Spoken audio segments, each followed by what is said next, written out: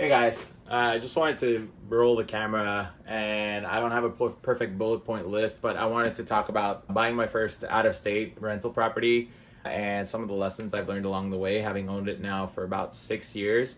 And I've learned a lot since then because I work in the real estate business. I've had different jobs. I was a broker for a while. Now I have my own investment company that I'm building just around like commercial real estate and commercial land development.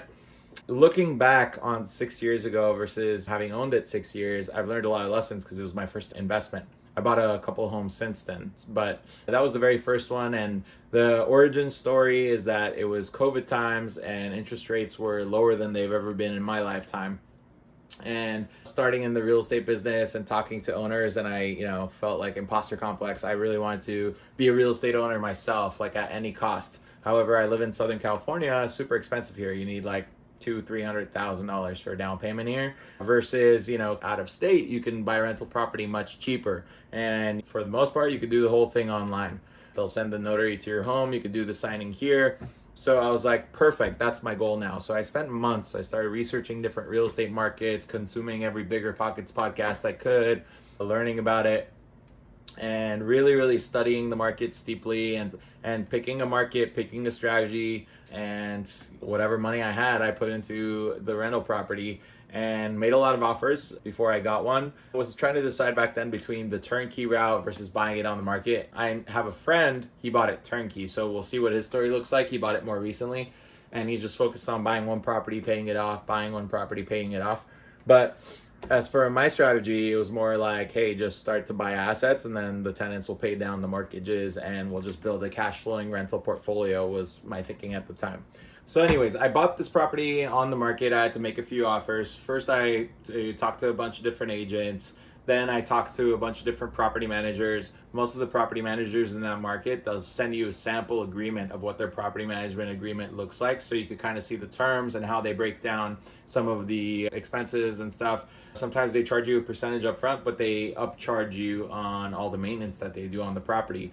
If you have a rental property, there's going to be some maintenance at some point. So sometimes you think you're saving because you're paying 7% property management fee, but then you pay a lot more on the maintenance in the back end. So you got to find the right balance for you. You got to read between the lines in the agreement, right? You're signing these things, you want to do your due diligence. But I would strongly suggest, if you're going to buy rental property, especially out of state rental property where the manager is your main partner in this deal once you've bought it, thoroughly read a bunch of different property management agreements, call them all, see who picks up the phone, see who gives you the best advice on like what part of town is doing the best or where to invest. Some of them can even give you advice on the properties you're considering buying.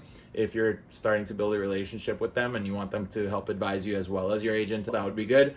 I would recommend working with a buyer's agent that's friendly with investors. So I had a great agent who would like walk through the properties and film them for me and send me videos. So like I said, when I bought it, it was during COVID times. I didn't necessarily have the ability to go visit every single property. I was really studying and taking my time with it. It was like a 6-month process, right? By the time I actually pulled the trigger and bought one. We just made a bunch of offers and one of them clicked.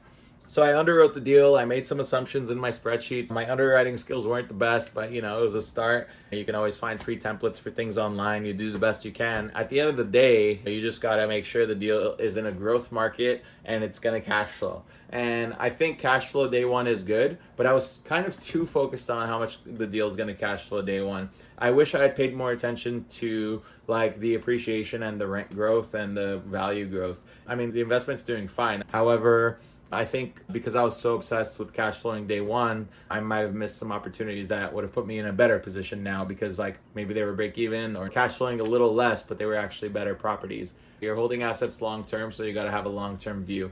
There is appreciation markets and cash flow markets, and then there's everything in between. But I was going for cash flow markets because I'm a young investor.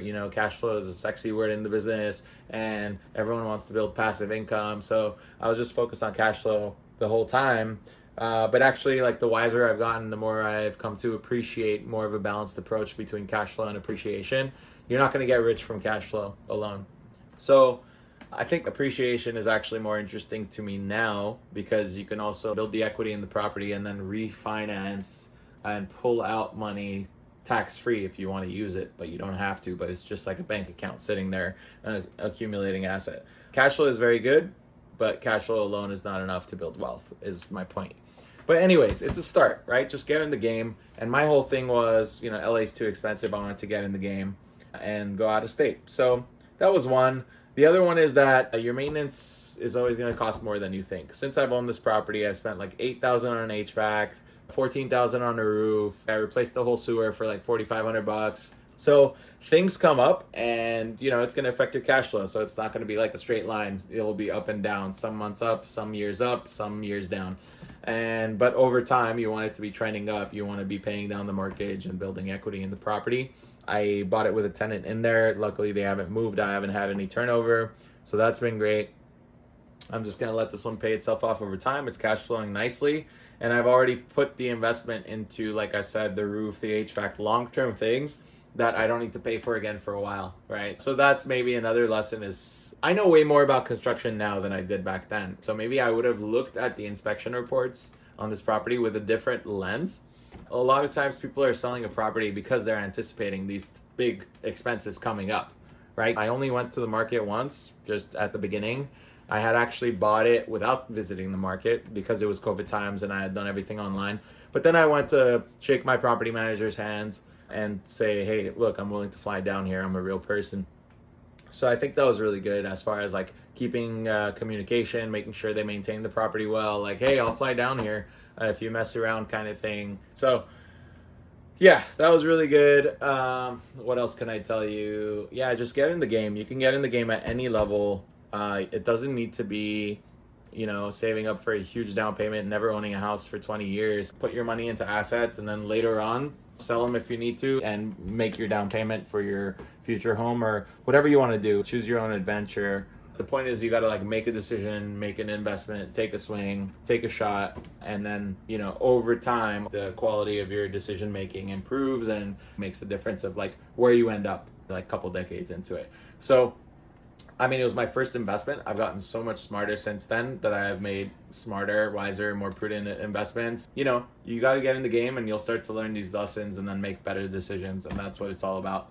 Thanks for listening. I hope that was helpful in some way. If you have any questions, obviously reach out and follow for more. Thanks.